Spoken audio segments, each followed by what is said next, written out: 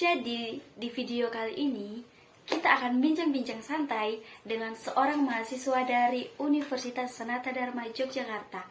Nah, kita akan membahas tentang bagaimana suka duka menjadi anak kos. Nah, berikut biodatanya. Annyeong. Kakak suka Korea ya? Betul banget. Wah. Suka Korea. Aku ini bisa dibilang anak K-popers, bisa juga dibilang anak Drakokers. Oh, berarti kita berbeda nih. Oh ya, kamu Iya. suka apa? Kalau aku sih lebih suka ke drama Cina sih. Oh, terbalik ya. Aku malah agak tidak suka dengan yang berbau-bau Cina. Oh. Oke nih, pertama-tama kita ucapin dulu terima kasih kepada kakak ini yang sudah mau menjadi narasumber atau mau membagikan pengalamannya sebagai anak kos untuk kita. Sama-sama, anak. Gimana kabarnya kak? Good, very good. Kalau kuliahnya lancar-lancar aja ya kak? Puji Tuhan lancar. Walaupun kuliah online, tapi aku selalu berusaha untuk melakukan yang terbaik. Nah benar banget, harus seperti itu sih kak. Iya, betul. Nah, oke kita mulai aja nih kak.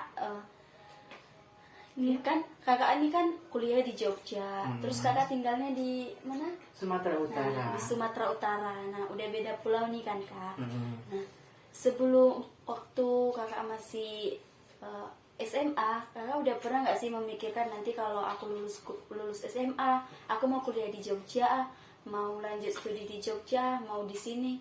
Kakak pernah nggak sih merencanakan hal tersebut? Oke. Jujur, waktu SMA sampai mau tamat dulu ya, hampir-hampir mau tamat gitu, aku tidak pernah merancang untuk kuliah di Yogyakarta. Bahkan aku tahu Yogyakarta ini dari mantan kepala sekolah aku, yang kebetulan juga dia orang Jawa. Nah, jadi dia tahu sedikit tentang universitas-universitas yang menurutnya terbaik di Jogja ini. Kemarin beliau menyarankan 2 universitas, ada Atmajaya dan Sanata Dharma. Nah, aku tidak tertarik lagi nih sama Atmajaya karena udah ada kakak tingkat yang lulus kuliah di sana. Kebetulan di Sanata Dharma kan belum ada. Iya. Nah, jadi aku kayak termotivasi ingin jadi orang pertama yang kuliah di Sanata Dharma. Makanya aku memilih kuliah di Yogyakarta. Seperti itu. Wah, berarti kakak suka jadi yang pertama nih. Iya dong, harus jadi yang pertama di mana-mana pun. Nah, kan kakak kan tentunya kan kalau di Jogja itu kan ngekos. Iya. Dan tentunya jauh dari keluarga nih. Hmm. Apa sih yang membuat kakak itu kuliah jauh hingga beda pulau seperti ini? Oke, alasan aku ya. Iya, alasan kakak. Oke, yang pertama aku suka banget sama Yogyakarta. Karena Yogyakarta istimewa seperti nama provinsinya, daerah Iya. istimewa Yogyakarta. Yang kedua, karena tadi aku ingin jadi orang pertama dari sekolah aku yang ingin berkuliah di Sanata Dharma. Seolah-olah jadi pencetus gitu loh. Wah, Supaya terkenal ya terkenal di mana? di sekolahnya. Oh, di Seperti sekolah. itu. Yang ketiga, karena pendidikan di Yogyakarta menurutku lebih bagus daripada tempatku Sumatera Utara. Seperti itu. Iya sih, karena Jogja itu juga dibilang ya sebagai Iya, kota pelajar. Ya, benar banget. Nah, kan tentunya kan sebagai anak kos nih kak, kakak pasti mengalami kesulitan-kesulitan. Nah, kesulitan-kesulitan yang kakak alami itu seperti apa sih? Selama ngekos Iya, ya. selama ngekos. Yang pertama, aku harus dituntut lebih mandiri. Nah, Ya, awalnya kan aku gak jauh dari orang tua, dekat sama orang tua. Jadi tiba di Jogja ini apa-apa harus mandiri. Iya. Ya, masak harus sendiri, nyuci baju juga harus sendiri. Yang dulunya ya bisalah dikerjakan tapi dibantu sama orang tua. Itu kesulitan yang pertama. Kesulitan yang kedua, aku kadang keteteran membagi waktu. Nah kalau di rumah kan ada orang tua yang mengingatkan, benar banget. belajar, masak, makan gitu. Kalau di sini enggak lagi kan. Mungkin orang tua akan mengingatkan tapi tidak bisa selalu seperti Iya. di rumah. Dan kalau mengobati rindu sama keluarga itu susah. Apalagi kan udah beda pulau nih, ya kan? Jadi kalau apa-apa, kalau misalnya sakit juga, kita tidak bisa dijenguk sama orang tua kita atau orang yang kita sayang mungkin. Iya, betul banget.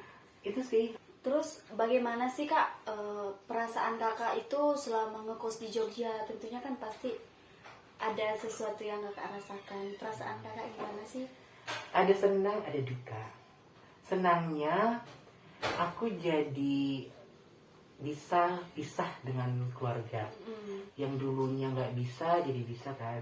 Bahkan ya nah, aku mau cerita nih. Yes. Dulu aku waktu SMP dimasukkan ke asrama.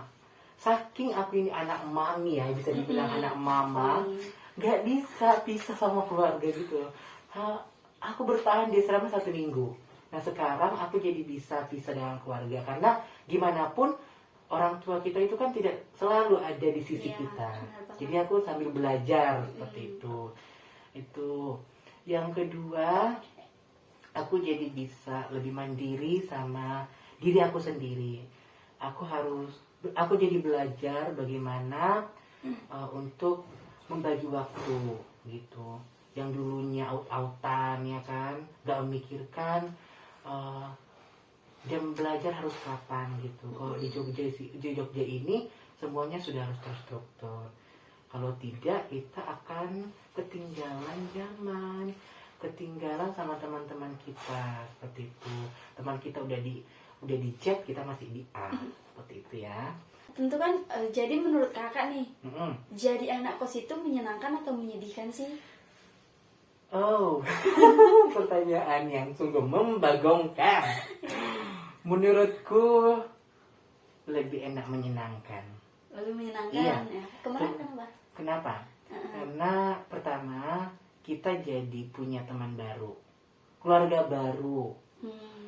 Terus kita juga bisa belajar budaya baru yang kita tempati. Kan aku nih di Jogja ya. Jadi mau tidak mau aku harus bisa belajar budayanya, kebiasaannya, istiadatnya bagaimana. Gitu anak, gitu teman-teman. Berarti menyenangkan ya Kak jadi anak kos. Menyenangkan. Jangan takut jadi anak kos. Jangan takut jadi anak kos nih guys, Mm-mm. karena menyenangkan. Nah jadi guys, kita udah dengar nih pengalaman Kak ini tentang dia yang menjadi anak kos, pengalamannya jauh dari keluarga. Nah sebelum mengakhiri podcast kali ini, pesan Kakak yang mau Kakak sampaikan buat yang nonton apa nih? Oke, aku mau menyampaikan sama kalian yang nonton video ini, jangan takut untuk melangkah, ya. Gimana pun pasti ada risikonya. Hadapi risikonya dan kalian akan mencapai tujuan yang membahagiakan. Terima kasih. Makasih buat Kakak yang udah bersedia menjadi narasumber. Sama-sama. Annyeong. Annyeong. Halo guys, kembali lagi dengan saya. Tadi kita udah bincang-bincang santai nih sama seorang mahasiswa dari Universitas Sanata Dharma Yogyakarta. Nah, sekarang kita menghadirkan narasumber yang kedua, yaitu seseorang mahasiswa dari Universitas Atmajaya Yogyakarta.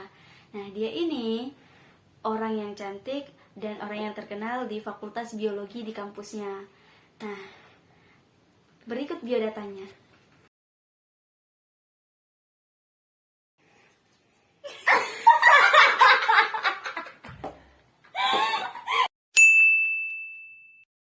Oke guys, kita sudah bersama narasumbernya. Hai. Tunggu deh. Tadi kayaknya aku dengar kamu bilangnya aku itu terkenal. Kayaknya itu salah deh kamu ngomongnya. Nah, tapi Kak, yang aku dengar-dengar nih Kak ya, dari teman-teman kampus Kakak katanya Kakak tuh terkenal. Apalagi kan Kakak cantik. Terus nih, kita bisa lihat kan di mana Kakaknya. Aduh, jadi malu deh. Nah, BTW nih Kak, kabar Kakak gimana? Puji Tuhan, sehat walafiat. Syukurlah. Jadi kuliah Kakak gimana nih? Masih lancar-lancar aja? Sampai sekarang sih kayak terbilang lancar lah. dan juga masih berjalan secara online. Nah, kita mulai aja nih Kak. Nih, sekarang aku nih mau nanya sama Kakak tentang bagaimana pengalaman Kakak jadi anak kos. Sebelumnya kan Kakak di SMA, Kakak udah pernah nggak sih memikirkan mau kuliah di Jogja? Oh, kalau masalah tentang kuliah di Jogja, sebenarnya waktu kelas 10 itu aku belum mikirin itu kayak gitu, belum nyampe aja ke kuliah gitu. Tapi pas kelas 11 waktu itu kemarin, kalau nggak salah ada kakak tingkat alumni SMA gitu, terus kayak sosialisasi di sekolah gitu kan. Nah terus kita dapat sosialisasi dari kakak-kakak itu, terus salah satunya ada dari Jogja, terus kayak menarik aja gitu, terus aku tertarik kayak gitu sama biar bisa kuliah di Jogja kayak gitu. Nah, pastinya kan Kakak di Jogja itu jauh dari keluarga. Apalagi kan Kakak tuh orang Sumatera ya? Iya. Dan Kakak kuliah di Jogja sampai beda pulau. Oh, kalau itu ya, yang pertama tentunya kayak nambah pengalaman. Jadi kan kita itu ya tahu, soalnya ini memang aku first time keluar dari pulau gitu pendidikannya. Terus yang kedua, Jogja itu kan kayak udah terkenal sama pendidikan yang bagus kayak gitu. Iya sih Kak, karena kan Jogja itu juga ya kota pelajar. Iya benar. Nah, jadi kan selama di Jogja nih Kakak jadi anak kos, pasti kan Kakak mengalami suatu kendala atau kesulitan. Kesulitan yang Kakak alami itu seperti apa sih Kak? Oh, pertama itu manajemen uang. Itu sih paling pertamanya, kayak awal bulan nih kiriman datang, terus kayak langsung berleha-leha dihabisin duitnya. Pas akhir bulan Gak ada lagi. udah nggak ada lagi duitnya kayak Bener gitu. banget Kak.